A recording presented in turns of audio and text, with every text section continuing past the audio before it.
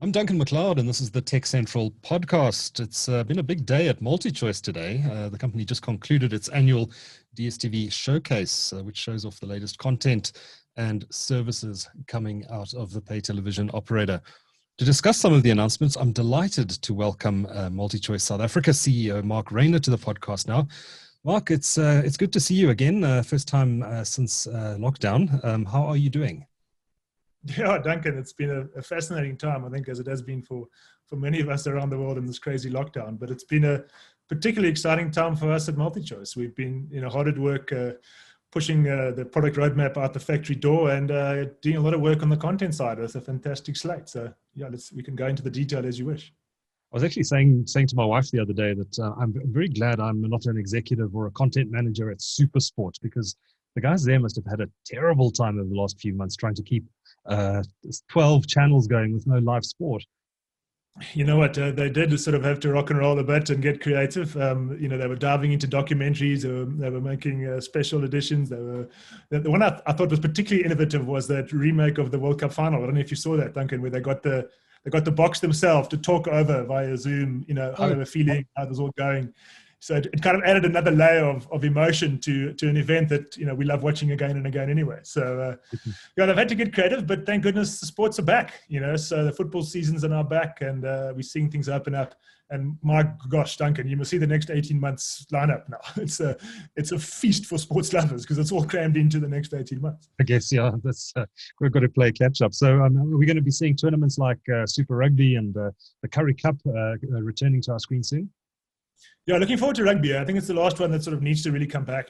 Football has made its appearance in July and August. The Sorry are still finalising their plans. There's talk of an internal competition. You might have seen some media around that, and then they're finalising their plans for New Year. And next year is just a massive bock year with the British and Irish Lions tour.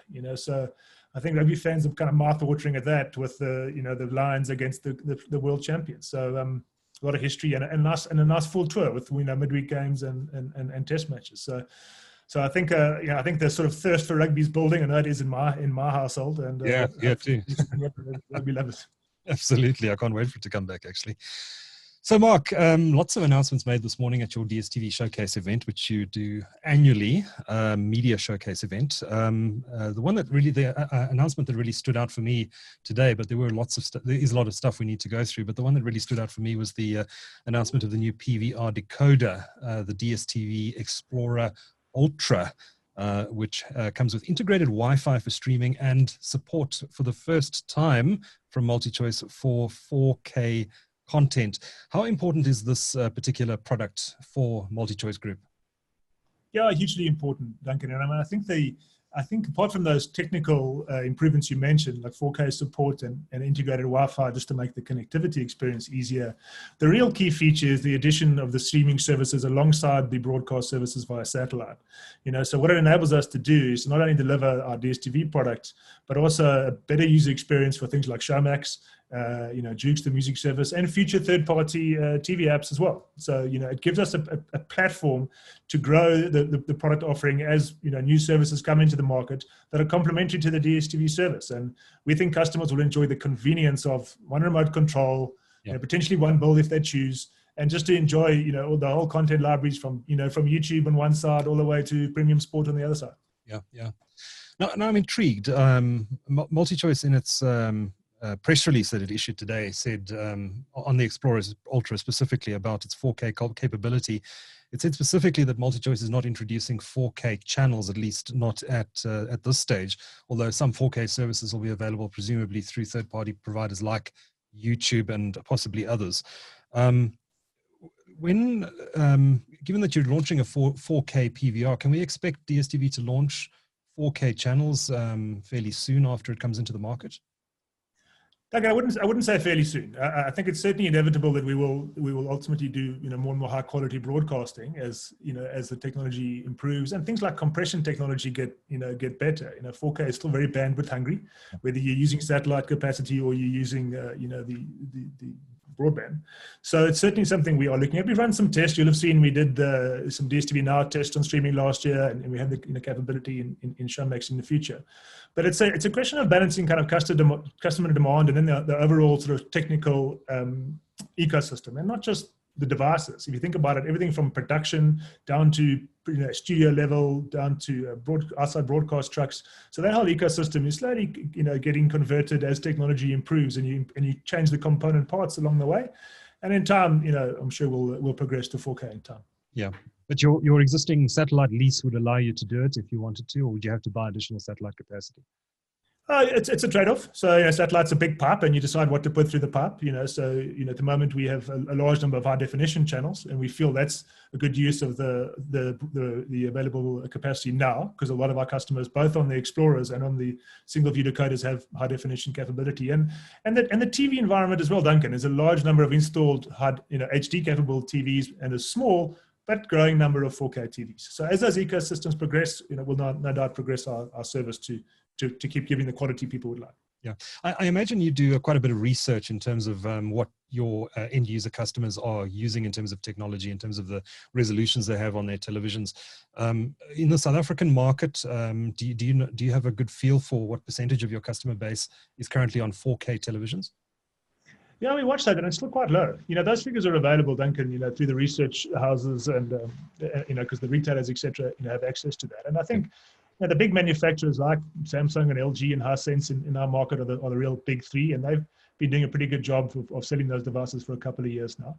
And increasingly, the prices come down, and so, you see now, if we look at what a HD TV costs now to what it cost 5 years ago, it's chalk and cheese. So, as things become more affordable and available to more customers, we look to serve that need with the content that supports it. Understood. Now, I got a question from a reader who was particularly keen to know the answer to this question. Does the new PVR, and I'm sorry, this is a bit of a technical question, so we might have to hand this one over to Gerdus or someone in the technical team there, but specifically wanted to know whether the new PVR supports HDR and or Dolby Vision. Geez, you really will have to hand over to Gerdus. I know there's Dolby Atmos sound. I'm not sure about Dolby Vision. It doesn't sound familiar to me, but you're asking a reformed accountant here, Duncan, a question above my technical pay grade, I'm afraid. No problem at all. I'll take that up with Gerdus separately a bit later today. And I wanted to ask about, you guys are using H.264 compression, I presume, in your systems at the moment. This may again be a bit of a technical question, but does H.265 compression allow you to introduce 4K without racking up massive bandwidth costs when you decide you're going to do it? Look, I mean, the improvements in compression technology are important to us, no doubt. I mean, what it means, particularly on the online world, to be able to give great quality content over, using less and less data is so important, and helping customers keep their data bills down. Yeah. Okay. So we generally progress. So, our satellite base was an MPEG-2, then 4, then HEVC, etc. And so then suddenly the H.264 and 265 will come. So, it's an evolution, Duncan. I won't be pinned down on exactly when we'll move. But it's again, the value chain sort of moves, and you replace the component parts and upgrade as you go, because it makes for a better user experience. Cost customers less, must be a good thing. Yeah, for sure. Now, streaming, this is going to be an internet connected box. You've hinted at third-party services that are going to be available. You've mentioned YouTube already. At the occasion of MultiChoice's last set of financial results, there was a slide in there which included Netflix and Amazon Prime Video, and I know the company said that was just examples rather than commitments to specific services. But are you able to comment at this stage on which third-party services you'll be able to access through the Explora Ultra, and whether there will be dedicated buttons for some of these services on the remote control? Yeah, so look, there certainly will be a dedicated button for the app section in general, right? So for quick access to all the apps out there. What we're trying to achieve with this is a platform that enables us to pull in and evolve and pull in more and more third-party services as they come to market. And I think, Duncan, if you see the way TV is evolving, more and more kind of niche services will be created, because content creation in itself is getting cheaper. Yeah. And they'll find an audience. So it's a niche of content that maybe wouldn't apply to a large spectrum of DStv customers, might be interesting to a small number, and might be better served if they can just go directly, via our platform. So I can't comment, I'm afraid, on those names you've mentioned, but no doubt, announce before we go to market with the final retail version of this in the coming months, we'll be able to tell you which apps are on the launch candidate. But the nice thing is you can keep adding. So we're not constrained to what we've got at launch. We'll keep growing and evolving as services evolve.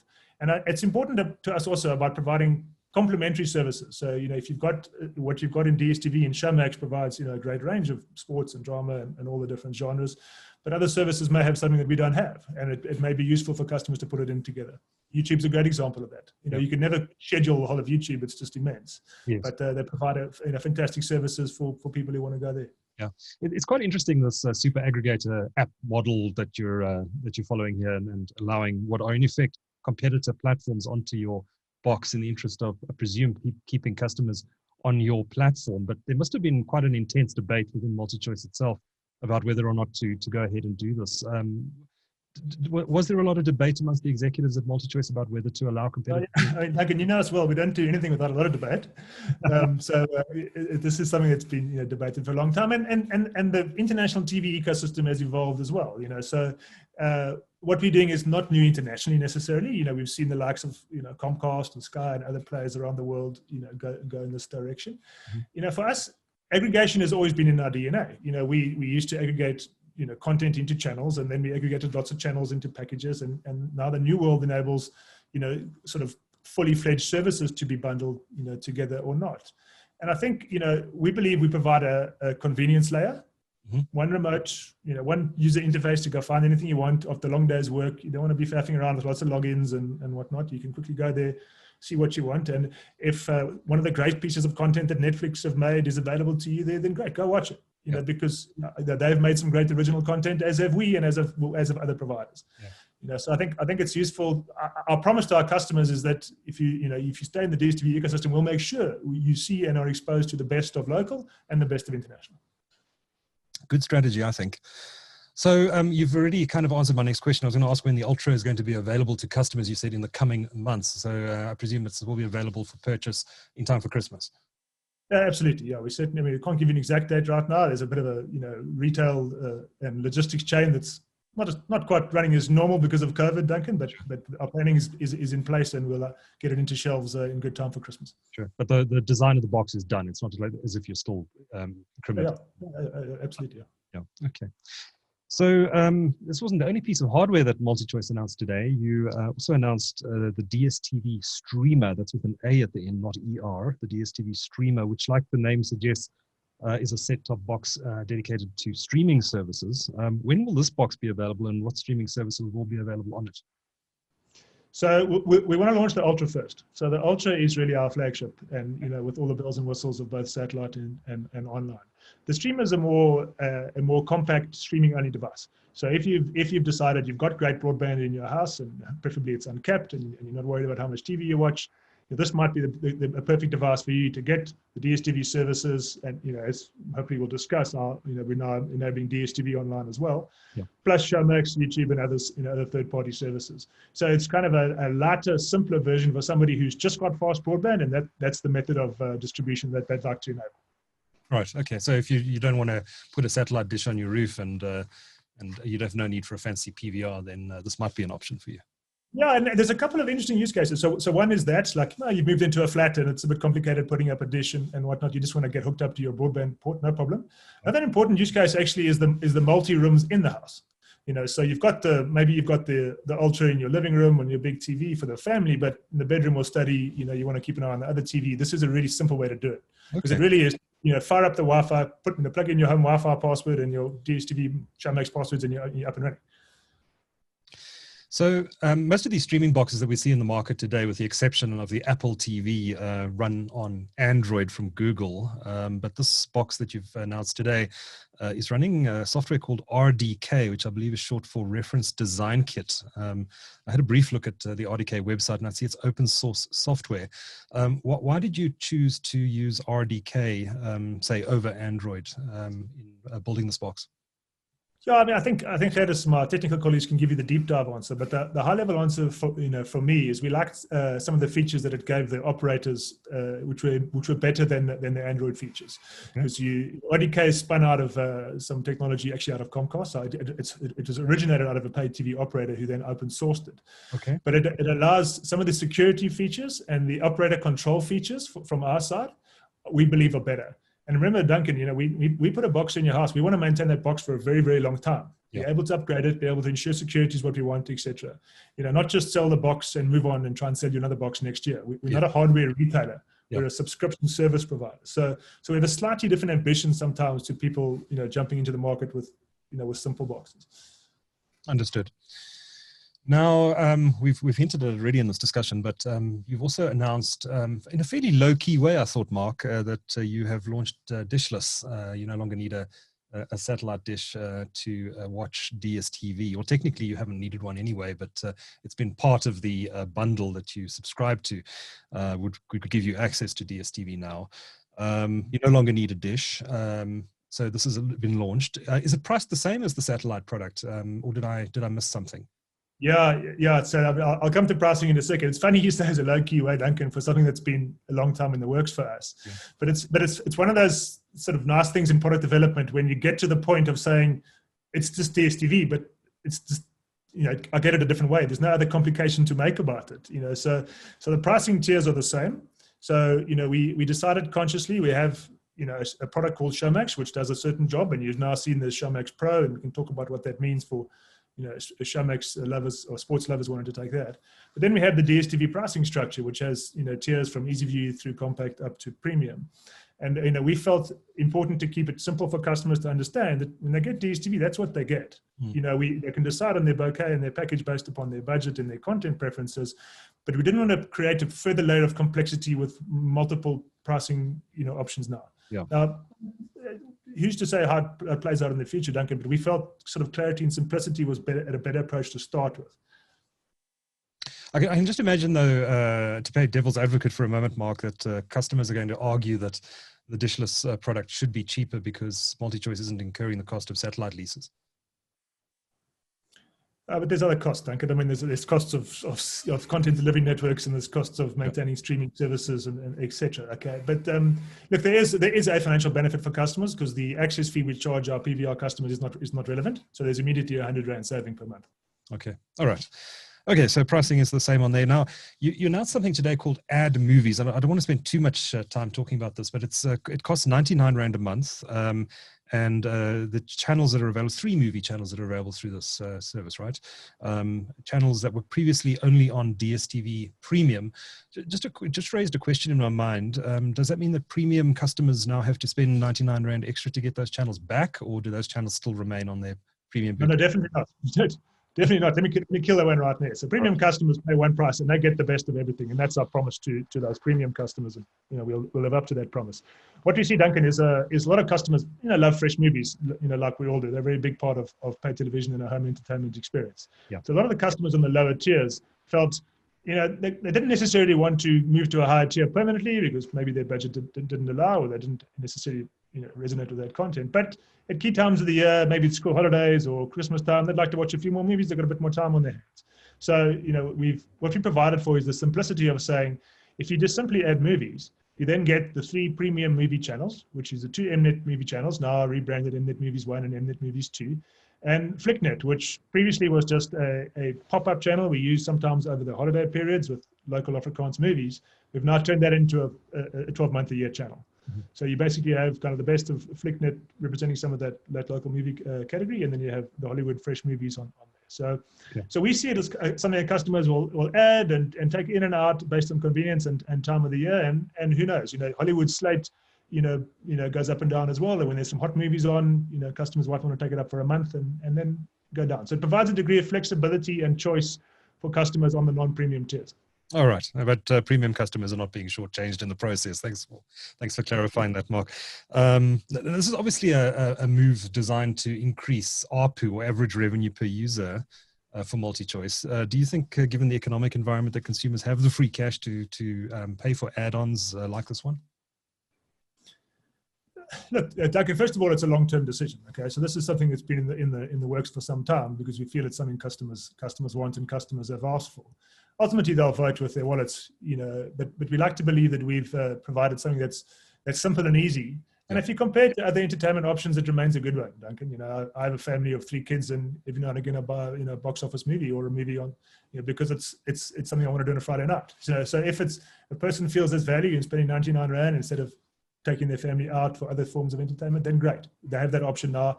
And it's quick and easily served on self-service. So you can just go onto our WhatsApp line or onto our app, simply add it, and you don't need to call a call center or anything like that. Good stuff.